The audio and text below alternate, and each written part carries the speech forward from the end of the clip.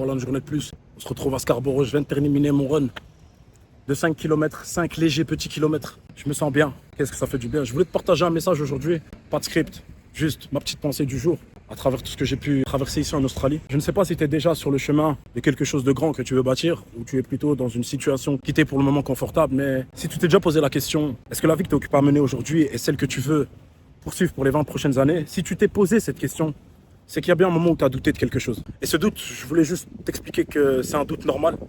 C'est un doute qui fait partie du raisonnement. On est fait pour évoluer, on n'est pas fait pour stagner. On est des humains, c'est comme ça.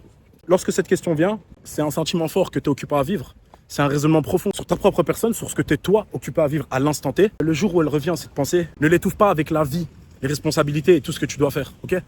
Tu es au travail, cette question te vient, ne l'étouffe pas avec une nouvelle tâche. Laisse-la dans un coin de ta tête et travaille-la en profondeur. Parce que je trouve que dans la vie d'un humain, le changement, c'est la plus belle chose qu'il peut accomplir. On peut faire ce qu'on veut. T'es là, t'as 25 ans, t'as un travail quelconque, tu veux être médecin, il te suffit d'aller à l'école, faire 5 ans d'années de médecine, te donner à fond, à 100%. Te voilà à 30 ans, en première année de médecine. Ça fait partie du raisonnement, d'avoir des questionnements sur ta situation actuelle. Est-ce que ce que tu vis aujourd'hui est aligné avec ce que tu veux être demain? Et lorsque ces questions se posent, il faut vraiment essayer d'y répondre en profondeur, en sincérité. Et si elles reviennent régulièrement, il faut pas les étouffer. Au contraire, il faut essayer d'aller chercher des réponses. Tu n'es pas fait pour rester statique. T'es quelqu'un, tu dois évoluer, tu dois aller chercher du raisonnement, du challenge, du défi, et c'est comme ça que ta vie va trouver un sens, une cohérence. Si cette question tu te l'es posée, essaye d'y répondre du mieux que tu peux. Je me suis rendu compte qu'il y a beaucoup de personnes avec qui je discute qui ont eu ce raisonnement, qui ont eu cette prise de conscience, mais qui ont rapidement étouffé cette question, ce raisonnement, non pas parce qu'il était trop difficile, mais parce que ça ne fait pas partie du système qu'on leur a enseigné. Ça veut dire qu'on leur a enseigné qu'il y a quand même des responsabilités dans la vie. Il y a un certain âge, tu peux plus t'amuser, tu ne peux plus jouer. Mais ce que je rappelle à ces personnes-là, c'est qui a réellement défini les règles de à un certain âge, tu ne peux plus t'amuser. Il y a un moment où il faut se poser. À quel âge il faut se marier? À quel âge il faut avoir des enfants? Il n'y a pas de règle universelle pour ça. T'as un enfant à 19 ans, c'est bien. T'as un enfant à 29 ans, c'est bien. T'en as un à 39 ans, c'est pareil. Les règles établies dans la génération d'aujourd'hui ont été données par la génération précédente. N'oubliez pas que nous, t'as entre 20 et 30 ans, tu fais partie d'une génération où aller à l'école, avoir une maison, avoir une famille, c'est nos parents qui devaient le faire. Nous, aujourd'hui, c'est pas ça qui nous drive. Aujourd'hui, tu sais que tu es beaucoup plus libre. Nous, on a vécu l'apparition du téléphone portable, on a vécu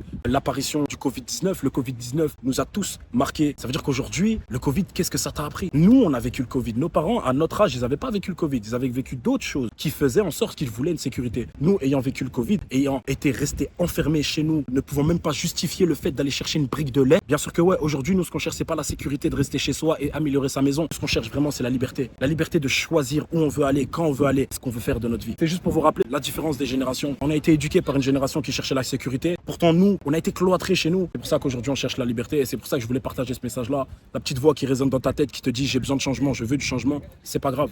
T'as 25 ans aujourd'hui, tu penses déjà à ta retraite de 67 ans. Calme-toi.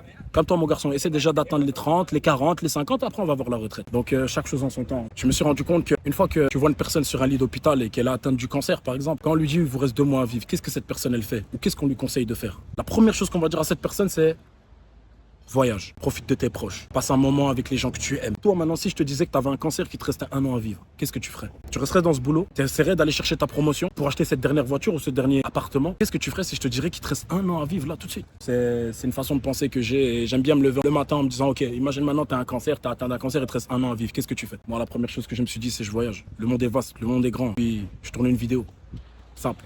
En tout cas voilà, c'était une vidéo que je trouvais intéressante à faire. Du coup, je l'ai faite. Elle n'est pas scriptée. Il y a plusieurs messages intéressants.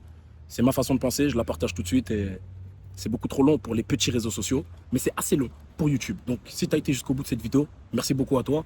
J'essaierai d'en partager plus. C'était comme ça. Il n'y a pas d'intro. Il n'y a rien. Il n'y a rien. C'est une vidéo comme ça. Et en tout cas, je te laisse sur ça. Allez, une excellente journée. Boum.